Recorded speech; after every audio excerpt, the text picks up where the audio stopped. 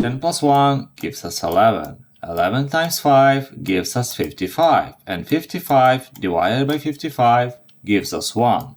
If only it was correct. When we are solving math equations, we also need to pay attention to the order of operations. But sometimes it is tedious, and for example, I would like to solve this one first. Is it possible? With my method, yes. So let me tell you what it is. We need to divide everything into smaller terms, and the separator for every term will be plus and then multiplication. We start with plus, then end on multiplications. So okay, let's find every plus in this equation. We have this plus, but it is inside of parentheses, so it doesn't count. And besides it, we don't have any addition. So okay, let's go to multiplication. We have a multiplication over here. So if we have a multiplication here, we can divide this equation into two terms. The first will be 55 divided by 5, and the second one 10 plus 1. Wait, if you like the explanation so far, please consider subscribing. Thank you. The next step is of course to solve them. 55 divided by 5 is 11. Simple.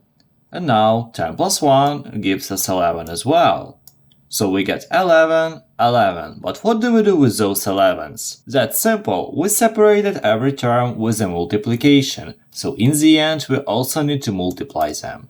If you don't know a handy trick how to multiply by 11, look, you just take the first digit and the second digit and you sum them. So we get 2.